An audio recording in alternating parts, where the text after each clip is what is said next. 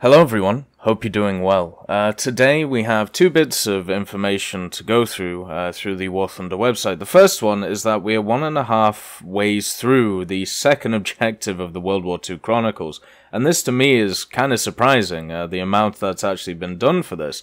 So we are well on our way to that 400,000 in order to be able to get the blueprint for the Matilda and the PV2. Now, I thought this would be very much a stretch goal, but even we haven't finished the first stage yet, and we're nearly at the second, a completed operation, which is 125,000. So I think this is a definite thing that's going to happen. So if you're worried about us as a community not getting to the Matilda or the PV2, all I can say is it seems like we're definitely going to get there.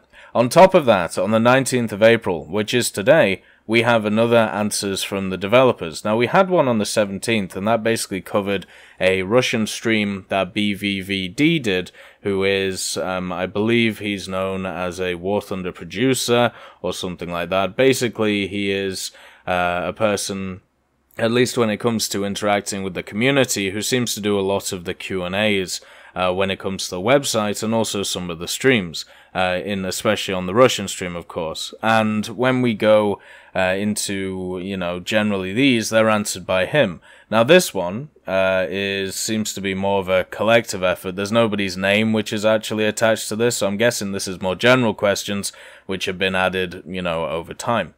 So we're going to go through them. As we do, you can maybe see some tabs in the top, and that will lead you to some of the things we're going to be talking about. But anyway, the first question is, why do some light tanks have various new features while others don't?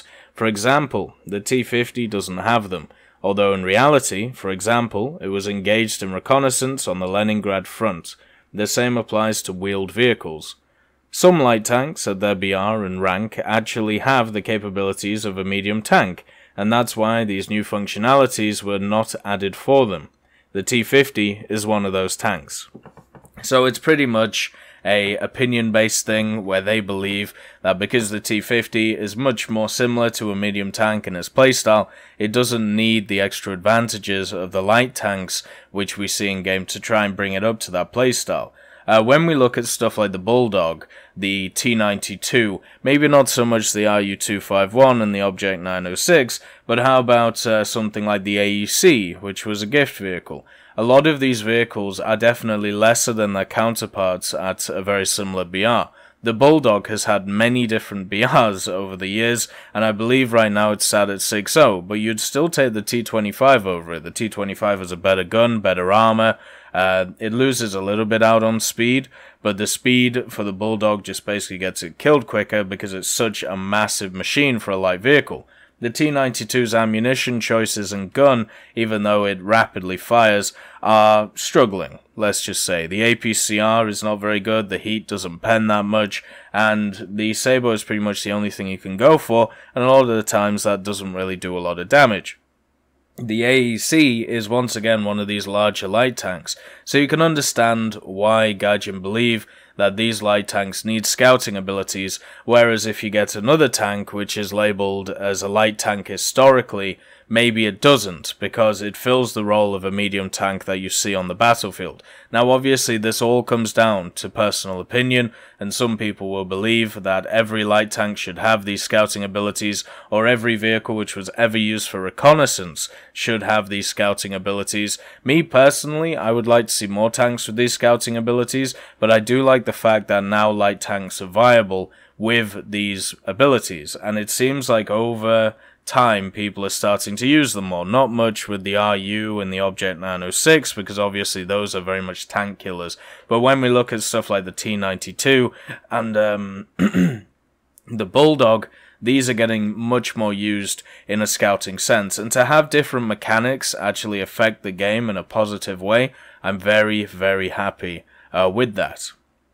On top of this, we can also see this mechanic used in different ways. So the M56 Scorpion, it is an American 6.7 vehicle. It is labeled as an SPG or a tank destroyer. I can't remember which one, but it's not labeled as a light tank. It has these scouting abilities. Now, obviously, these have been given to it to give it another little boost to try and get it back into the meta instead of another light tank which is at a very similar BR, such as something like an Ontos or a Bulldog. So you can understand why these new features have been given to certain vehicles. You can make cases for all of them, and for something like a T50, which has never really been a light tank in game, it has always been very much the playstyle of a medium tank.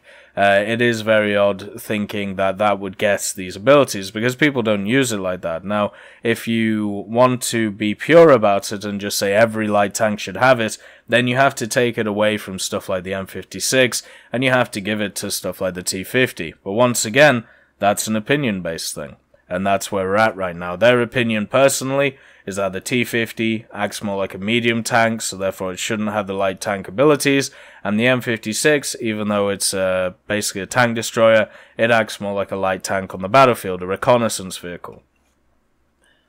Why does the T92 have 12mm of armor, yet doesn't get a complete hull destruction when the ATGM Conkers hits it? Under what criteria does a vehicle have to fall for the mechanics of hull destruction to apply? Since March of this year, the damage model of this tank includes the mechanic of hull destruction for high explosive and heat, as for the criteria of small mass and armor less than 30mm. So the interesting thing there is the small mass idea. Sorry, I keep checking my camera. I just have to make sure it's working. I won't check it again. And if it freezes, well, you'll have to do the frozen face. On top of the fact that it has to have less than 30mm of armor, you have this small mass idea. There are quite a few vehicles out there which are quite large and also don't have a lot of armor, and still can be hull broken. The Gepard is one of these vehicles. The Gepard is a massive vehicle when you think about it in terms of AA. The Shilka is the same. So the small mass thing might need to be revised, because these aren't, light vehicles in the sense. But when we look at the armor less than 30mm and we look at the T92, there was a bunch of light tanks which were basically given hull break over the last little bit. We have the Object 906, even though its turret doesn't seem to really care about hull break. You have the RU-251, which is in the same boat, the T92, and the Ontos. I believe the Ontos had it before, but it is nice to see that we're having a little bit more, basically we have a rule set in stone now, so now all they have to do is give it to all the vehicles where it applies. Now, when we look at the question before, I said it was all about opinion, and it is pretty much. Now, we're going on hard facts. So it needs to have a small mass. Obviously, that isn't defined. That is a weasel word, but there will be something in there that is defined. And then armor less than 30mm. So because of these two statements, we can point towards vehicles which are put out by a Guardian, and if they don't fit this criteria, or do fit, or so let's say they do fit the criteria but don't have hull break, you can point it out and go, hey, you said this here, we can give this thing hull break. And it may take them an update or so, but they'll do it. That's what we saw with the RU-251, the 906, and of course stuff like the T92. The AMXs, the AMX-13s, are an interesting kettle of fish as well, but I'm sure eventually they probably will get some kind of hull break as well, which makes sense to the, heat and HE shells that you see. So AP HE, APC BC, stuff like that. Stuff with HE fillers also means that you will hull break a machine. Hull break seems to be working a hell of a lot more than it used to, but there is still definitely some issues with specific vehicles, and for me it's mainly down to the fact that Sabo doesn't hull break stuff. Like hitting a 906 with my Conqueror, 120mm massive donkey Sabo shell is not killing stuff. And I understand the criteria that they've laid out here, high explosive and heat, and for the Sabo shell to not hull break something, it makes sense, right? Because of their definition. But it would be nice if 120s in general were just added to this, because killing a commander in a 906 over and over and over again is obviously really annoying to do. in something like a Conqueror, especially now the 906 has had a reload buff, and the Conqueror, my Conqueror personally, sits around 16-second reload. So that 906 can hit me 4 times, while I can only hit him once. Tanks in-game are moving forward in the sense that more and more new models are emerging with more sophisticated systems. Will there, in future, be discussion as to the addition of night sights with thermal imaging? Yes, it is something we will look at, but there may be some obstacles that may prove insurmountable for ULQ.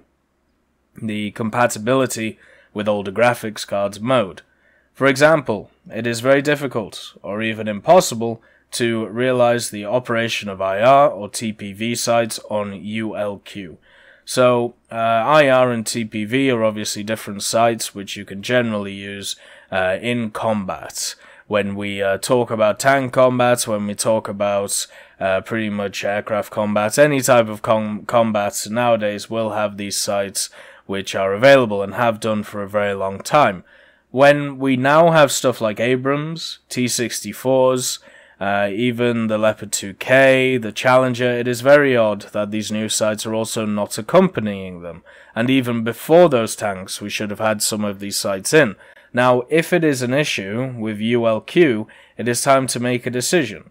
Do you start giving specific settings towards people who don't have ULQ and leave ULQ in the dust? ULQ is a really nice feature, to be honest. I know a lot of players who play on it because they don't have new machines, and it's one thing that brings a lot of people to the game.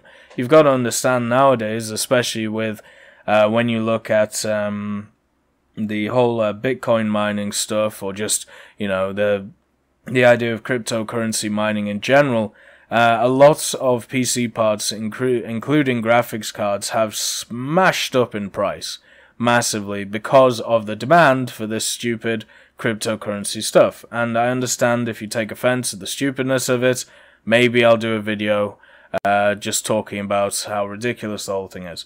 But anyway, moving on from that point, that's not the major point of this. The major point is a lot of PC hardware has become incredibly expensive incredibly quickly because of the demand of for stuff which isn't exactly gaming, for other stuff that this is used for. So when we have a look at it, it means that companies do need to support older systems even more now, since it is harder to get, the new systems. Now, a lot of younger people, a lot of older people, mainly younger people who don't have the money together to be able to put themselves together a PC, or older people who aren't sure about a PC, or maybe they don't see the point of getting a big PC if they just play a game, they have other stuff to, spend the money on. Then, with that said, you can understand why ULQ is so important for a game like War Thunder. I personally know a lot of people who play on ULQ and wouldn't be able to play the game if they didn't play on ULQ. Now, does this mean that it is open for abuse? Yes, massively. It is open for abuse, but you have to weigh the two scales. You have to weigh the balance.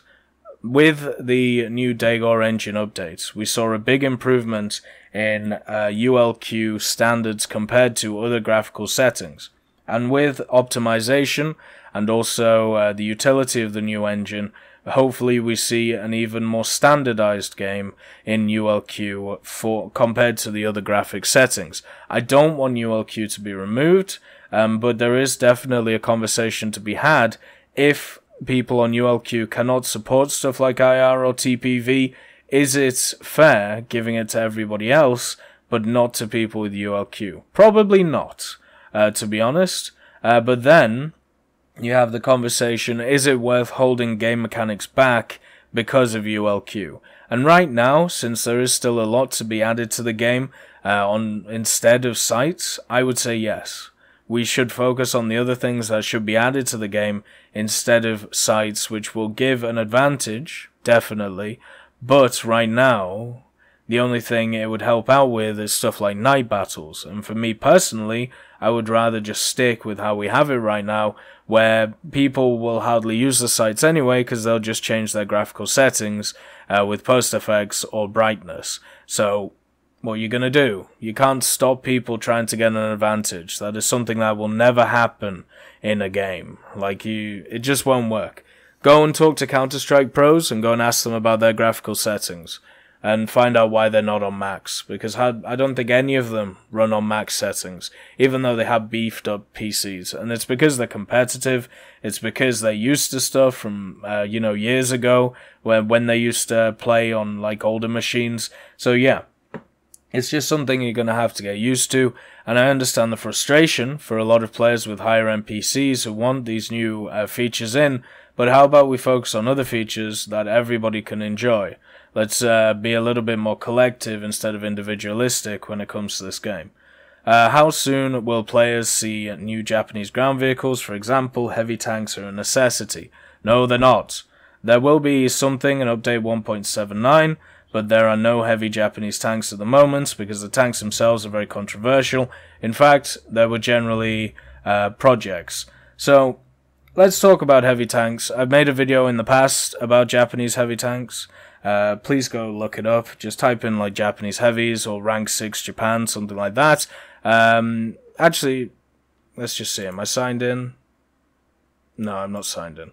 I can still have a look though. Let's see if I can find it for you.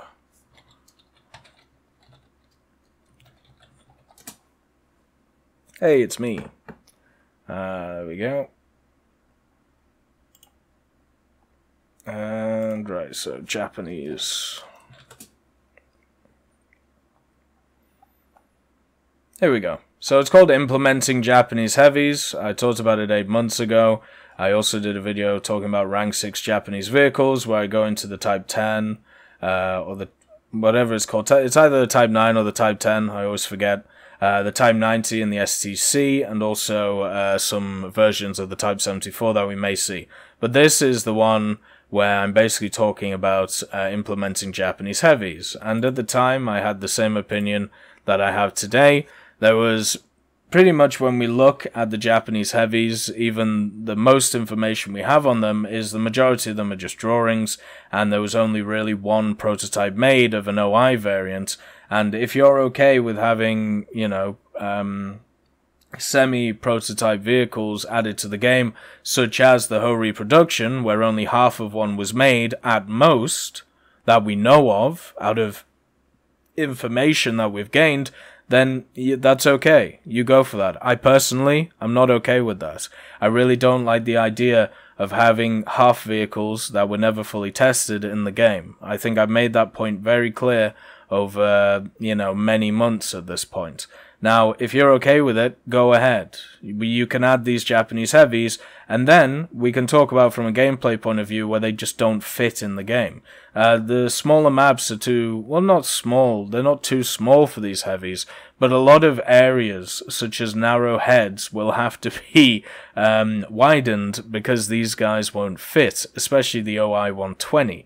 The two tanks that, if we ever see them in the game, that will be added from a Japanese point of view is the OI 100 and the OI 120. Everything else is completely off the table because it's either just drawings or it's just fiction at this point. Go and look at the World of Tanks tech tree, right? The World of Tanks tech tree, when it comes to the Japanese heavies, is an incredible abomination of what may have been, what could have been, but mainly fiction. And to me, something like that has no place in a game like War Thunder. I'm okay with having prototypes. I'm okay with having prototypes that were tested and they failed. That is fine. But when we look at Japanese heavies, that is not the case. What we're looking at a lot of the time is fiction. And then if we're looking at the prototypes of these vehicles, there was one. It was an OI, and it wasn't fully done. It wasn't fully built. It wasn't fully tested, and it wasn't fully made. So it's up to you. If you're okay with that, go ahead. I personally am not, and it seems like Gaijin agree with me. It is, they say, controversial. Controversial, and also they say they were generally projects. That basically means that they were blueprints, and then the controversial part is they don't either bring they would either not bring anything to the game, or they would break the game, depending on how much armor they gave them, and also the spacing between the crew. If you put in these massive vehicles, which are incredibly slow, first of all, they wouldn't be able to go on maps like Kursk, because they would take a year to get up the hill, they would take a year to move around Fulda, they would even take a year on a map like, what's it called, 38th Parallel, because there'll be a lot of places they wouldn't be able to fit. And on top of this, you'd have this massive lumbering vehicle. Imagine if you just had 5 of them on the team. Remember, we don't have a limit to the amount of specific vehicles and ground forces that you can have on a specific team. So even with that all said, it just wouldn't make sense. You would have to completely alter the game for a vehicle which at most you could say was a prototype. And you can't just put one of them in, because once you put that OI-100 in, you know what people are going to say? Where's my 120? And you know what they're going to say after that? Where's my Type 97? My Type 98? Where are my big guns? Where are my big lads? Where are they at? You've already put the OI in. You've already put the R2Y2 in. You've already put these fictional vehicles in. I want my bigger stuff. And you see how this goes. This is exactly the issue I have with stuff like the Object 257. Once you push that gap, once you add this vehicle to fill a gap, it doesn't stop anything else. What it does is it opens the bridge to basically everything. The water starts flowing down the waterfall. The dam is broken, because once you do this, once you add in something like an OI, you will get 50,000 people going, what about this? What about this? What about this? And what's your argument against it? The only argument is, oh, it doesn't fit in the game. Or it doesn't fill a gap like the OI does. And the thing is, that can be argued about till Kingdom Come, and people will. They'll just say, yes, there isn't another heavy tank at this BR, it should be in. And what's Gaijin's response? Well, we don't believe it fits in. It's much better for them to just go, no, just like they've done here, and I'm very happy that they have done so.